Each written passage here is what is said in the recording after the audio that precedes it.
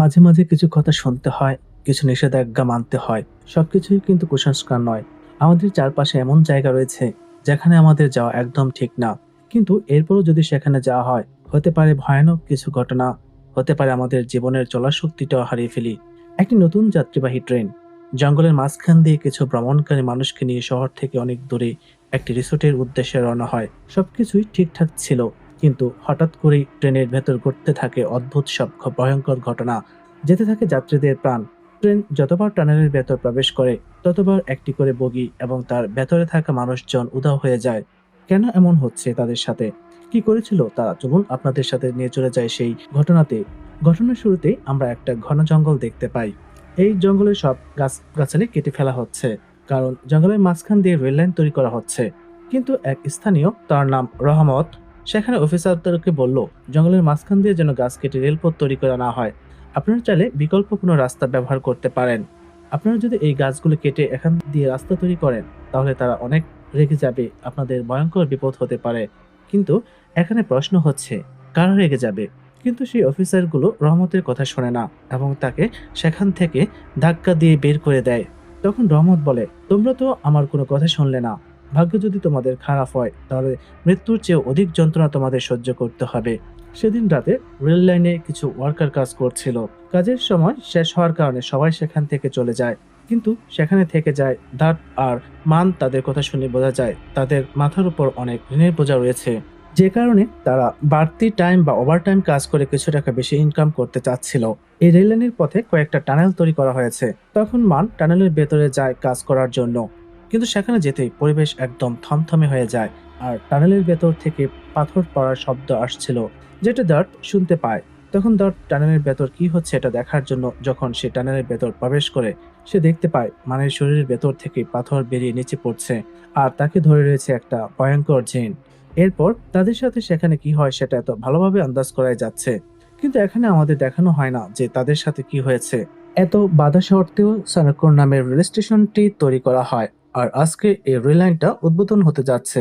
আর এই রেল স্টেশনে আমরা দুজন ব্যক্তিকে দেখি। এই যে এই লোকটার নাম হচ্ছে বারো। সে একজন লিডার, হতে পারে এই গ্রামের প্রভাবশালী লোক। আর এই লোকটার নাম হচ্ছে শান্তশো, যে এই রেল লাইনে কাজ করার জন্য ইনভেস্টমেন্টারদেরকে এখানে নিয়ে এসেছে। তারা দুই বন্ধু মিলে এই প্রজেক্টে কাজ করছে।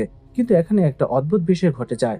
কিছু মহিলারা এখানে এসে তাদের হাজবেন্ডের খোঁজ করছে। কিন্তু তাদের হাজবেন্ড কারা? কিছুক্ষণ আগে আমরা যে ওয়ার্কারগুলোকে দেখতে পেয়েছি, যাদের অদ্ভুতভাবে মৃত্যু হয়েছে বা তারা গায়েব হয়ে গিয়েছে, তাদের সবার স্ত্রী এখানে এসে আন্দোলন করছে তাদের স্বামীকে আবার তাদের কাছে ফিরিয়ে দেওয়ার জন্য।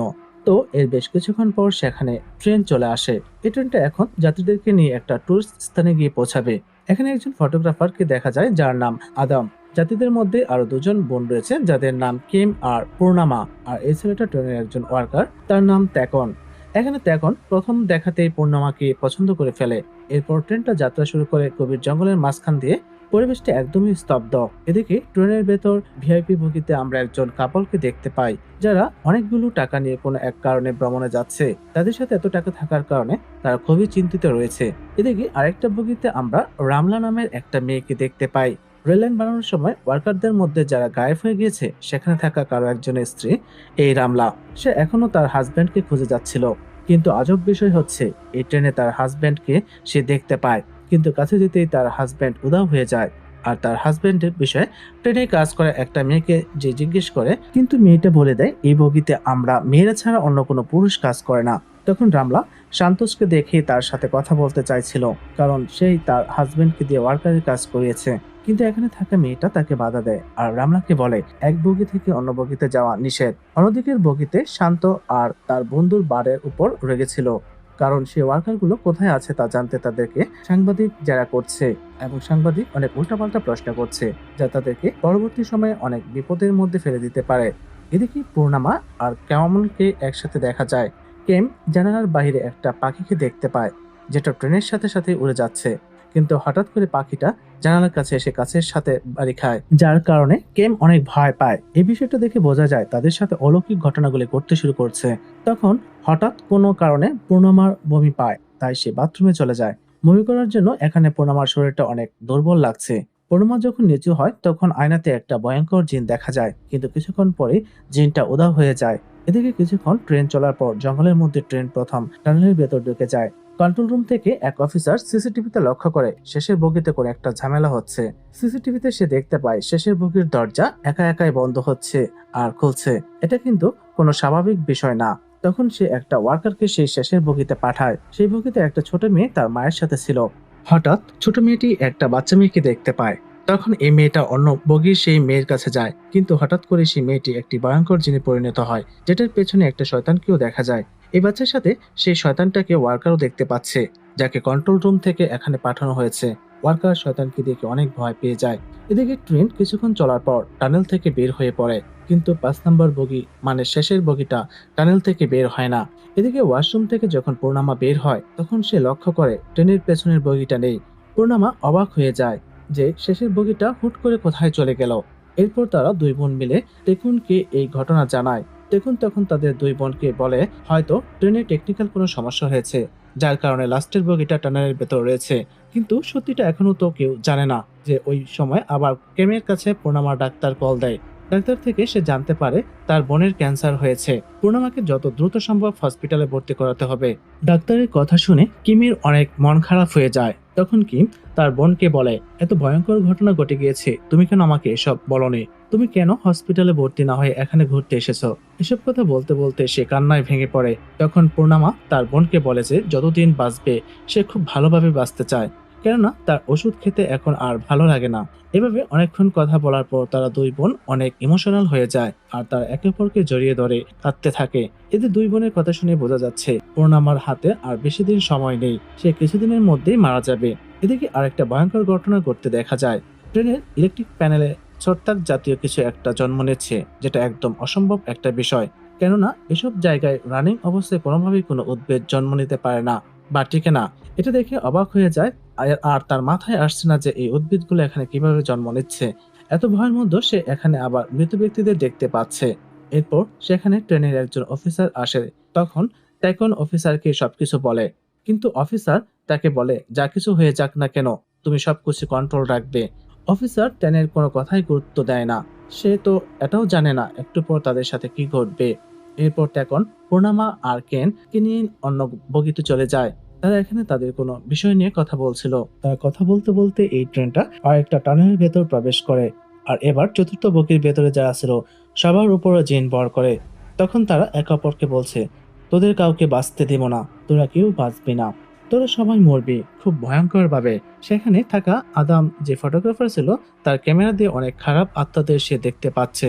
সেই শয়তানটা আদামকে সেখানে বিকৃত করে একদম মেরে ফেলে। মারার সময় শয়তান আদামকে অনেক যন্ত্রণা দিয়ে মারে। ট্রেন যখন টানেলের ভেতর থেকে বের হয়, তখন তৃতীয় নাম্বার বগি থেকে কে পেছনের দিকে তাকিয়ে দেখতে পায় চতুর্থ নাম্বার বগির ভেতরে ভয়ঙ্কর দেখতে একটা জিন দাঁড়িয়ে আছে। আর এর সাথে সাথে চতুর্থ নাম্বার বগি টানেলের ভেতর থেকে একদম উধাও হয়ে যায়। তারা এসব দেখে অনেক ভয় পেয়ে যায়। তখন কিম তার বোনকে বলে সে এই বগিতে অদ্ভুত কিছু দেখেছে, যা অনেক ভয়ঙ্কর ছিল। তখন সেই বগিতে বারো আর সান্তোস আসে। সান্তোস বারককে বলে এসব কেন হচ্ছে, কিন্তু বারক সেখানে কিছুই বলে না। তখন রাম নাম মহিলাটি বলে এমন ঘটনা বারবার হচ্ছে, তার মানে এটা কোনো স্বাভাবিক ঘটনা নয়। এর পেছনে হয়তোবা ভয়ঙ্কর কিছু ঘটনা লুকিয়ে আছে যা আমাদের জীবনকে শেষ করে দিতে পারে। কিন্তু বারক তাদের সবাইকে উল্টাপাল্টা বোঝায়। সে বলে এখানে কোনো গর্ব নেই, এখানে সব কন্ট্রোল আমার কাছে রয়েছে। আর যেসব বগিগুলো ট্রেনের ভেতরে আটকে গেছে সেগুলো মানুষকে সে উদ্ধার করবে এবং রিসোর্টে সঠিক সময়ে পৌঁছে দেবে। এদিকে তেনের সাথে কথা বললে সান্তোষ জানতে পারে বাকি বগির সাথে তাদের সব কানেকশন বিচ্ছিন্ন হয়ে গেছে। তাদের রেডিও বা ইন্টারনেট কোথাও কানেকশন করা যাচ্ছে না। সান্তোষ এসব কথা শুনে অনেক চিন্তায় পড়ে যায়। বারক যখন অফিসারের সাথে কথা বলছিল, তখন সে খেয়াল করে সিসিটিভিতে রেকর্ড হওয়া সেই জিনদের দেখা যাচ্ছে। তখন বারক অফিসারকে এসব ভিডিও তাড়াতাড়ি সেখান থেকে ডিলিট করে দিতে বলে।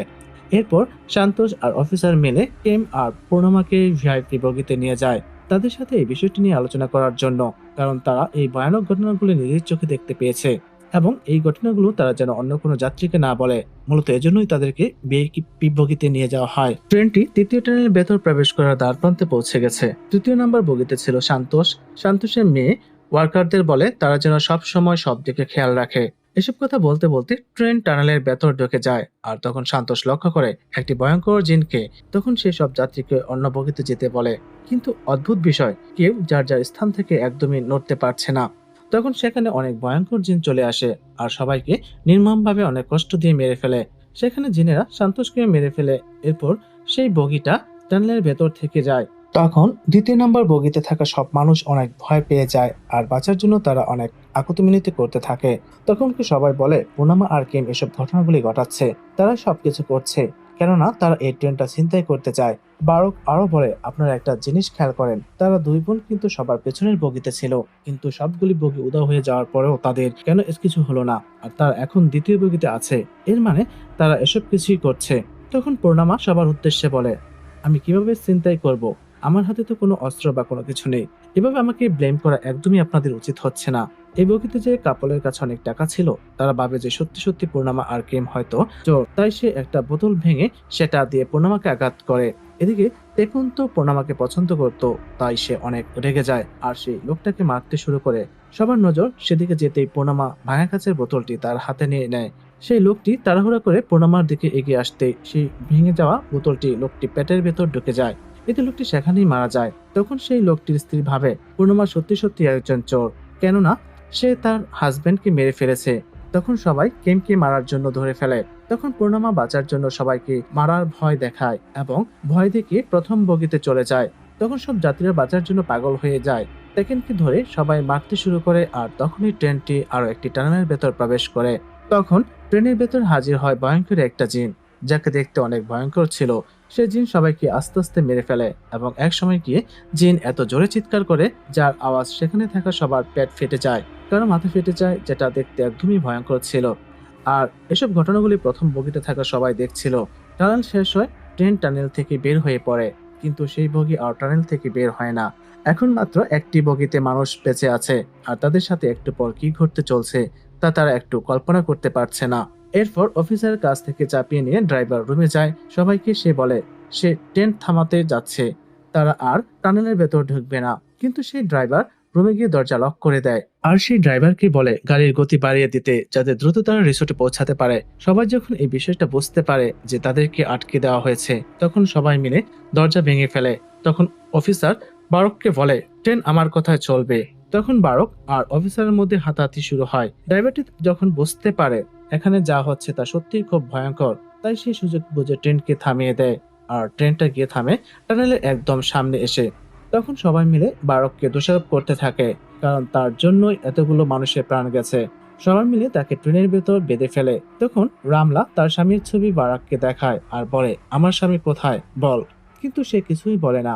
আসলে সেও জানে না তার স্বামী এখন কোথায় আছে বা সেদিন ওয়ার্কারদের সাথে কি হয়েছে। এরপর সবাই তাকে বেঁধে রেখে ট্রেন থেকে বের হয়ে যায়। তারা সবাই যখন ট্রেনের বাইরে চলে আসে, তখন তারা দেখতে পায় টানেলের ভেতর থেকে ভয়ঙ্কর এক জিন হাওতে বেশে তাদের দিকে এগিয়ে আসছে।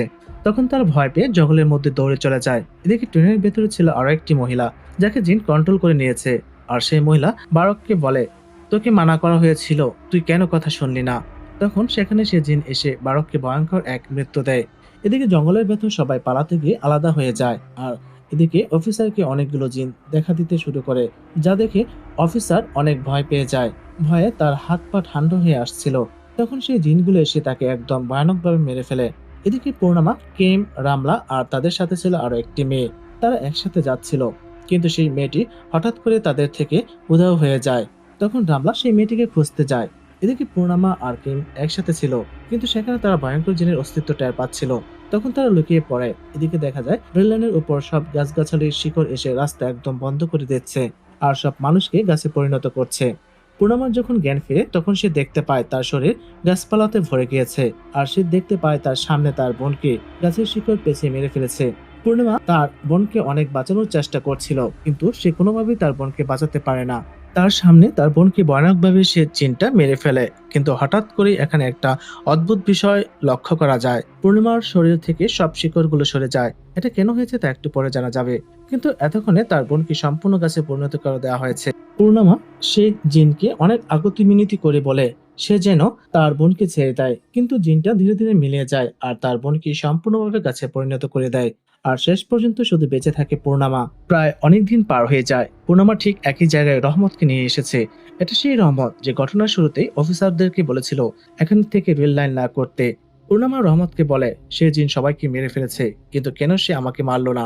তখন রহমত তাকে বলে, জিনেরা বুঝে গিয়েছিল যে তুমি আর বেশি দিন এই পৃথিবীতে বেঁচে থাকবে না, তাই হয়তো তোমাকে তারা ছেড়ে দিয়েছিল। আর এখানে এই গল্প শেষ হয়ে যায়।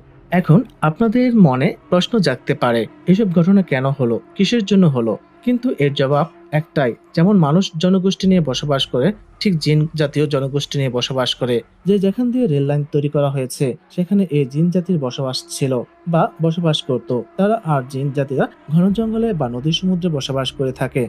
যখন জিনের বাসস্থান নষ্ট করে দেওয়া হয় তখন তারা রেগে গিয়ে সবাইকে মেরে ফেলে। তো বন্ধুরা, দেখা হবে পরবর্তী কোনো মুভির এক্সপ্লেন নিয়ে। সে পর্যন্ত সবাই ভালো থাকবেন। ধন্যবাদ সবাইকে।